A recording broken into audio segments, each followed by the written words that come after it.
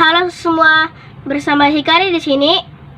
Setelah hampir 1 bulan lebih lamanya, akhirnya Hikari bisa kembali melanjutkan dalam mengedukasi apa saja yang dapat kita pelajari di dalam kehidupan kita. Kali ini kita akan membahas tentang kabut asap. Ya, kabut asap. Kabut asap adalah pencemaran udara yang bisa terjadi berhari-hari hingga hitungan bulan, yang bisa terjadi karena beberapa penyebab, yaitu salah satunya karena kebakaran hutan.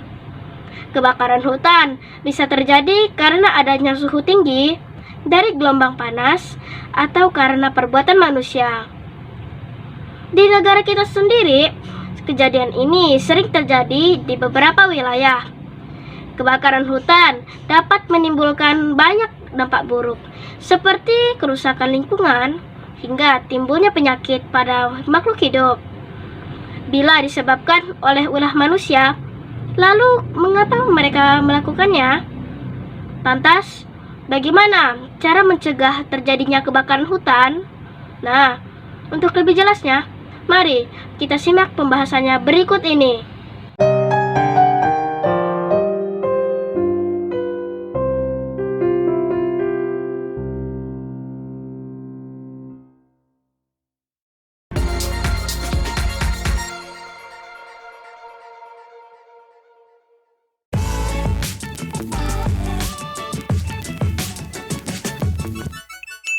Episode 29.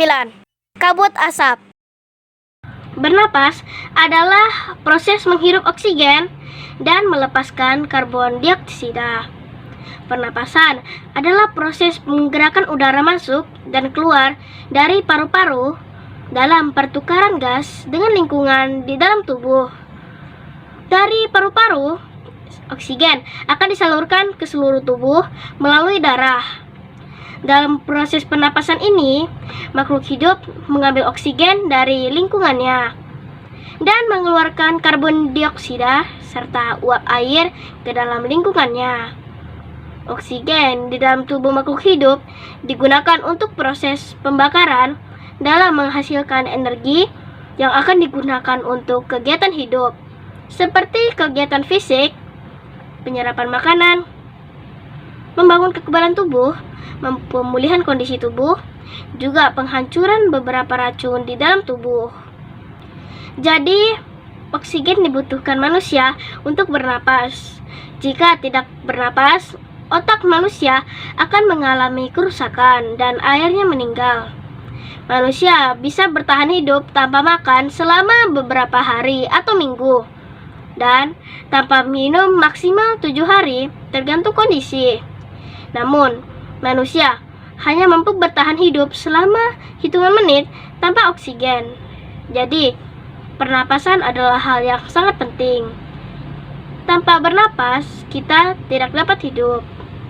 Terlepas dari pentingnya pernapasan ini, kita juga harus mengetahui beberapa hal yang dapat menyebabkan kesehatan sistem pernapasan kita menurun, seperti paparan asap rokok, polusi udara, alergi, zat beracun, kecelakaan, faktor keturunan, hingga penyakit tertentu. Jadi, penyebab menurunnya kesehatan pernapasan salah satunya adalah polusi udara.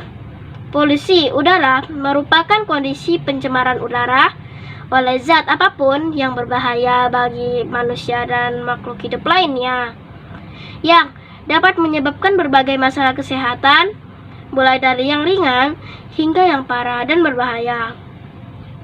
Gas dan partikel berbahaya di udara yang tercemar tersebut dapat berasal dari berbagai sumber, seperti asap knalpot kendaraan, asap dari pembakaran batu bara atau gas, asap tembakau, dan kabut asap dari kebakaran hutan. Kebakaran hutan umumnya terjadi pada musim kemarau. Kebakaran hutan adalah kebakaran yang meluas dengan cepat dan tidak terkendali. Besarnya api pada kebakaran dapat diperparah dengan embusan angin yang bisa memusnahkan lahan dan hewan di dalamnya dalam hitungan menit. Kebakaran hutan merupakan suatu peristiwa terbakarnya hutan, baik secara alami maupun oleh perbuatan manusia. Penyebab kebakaran hutan diantaranya seperti sambaran petir, lelehan lahar gunungan api, gesekan antara pepohonan yang kemudian menimbulkan percikan api, musim kekeringan yang panjang, suhu panas yang memulai membakar ranting atau dedaunan kering yang kemudian meluas karena adanya tiupan angin, serta suara hujan yang reda. Pembakaran sampah di dalam hutan, membuang puntung rokok di area hutan, penerbangan pohon sembarangan, pembukaan lahan dengan cara membakar hutan, tidak melakukan reboisasi atau penghijauan kembali setelah menebang pohon, adanya bara pada api unggun yang masih menyala dan tidak sepenuhnya mati atau padam, serta penyebab lainnya. Kebakaran hutan sendiri, baik yang disengaja maupun yang tidak disengaja, akan menimbulkan asap yang pekat. Selain dapat mencemari udara, asap tersebut juga dapat mengganggu kesehatan seperti sesak napas.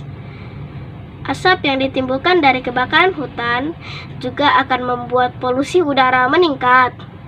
Asap kebakaran hutan juga mengandung banyak partikel dari material yang terbakar. Jika terhirup, partikel pada asap kebakaran hutan akan masuk ke paru sehingga mengakibatkan gangguan pernapasan. Asap juga dapat menyebabkan iritasi pada mata, hidung, dan tenggorokan, serta menyebabkan reaksi alergi, peradangan, dan mungkin juga infeksi, serta dapat memperburuk asma dan penyakit paru-paru.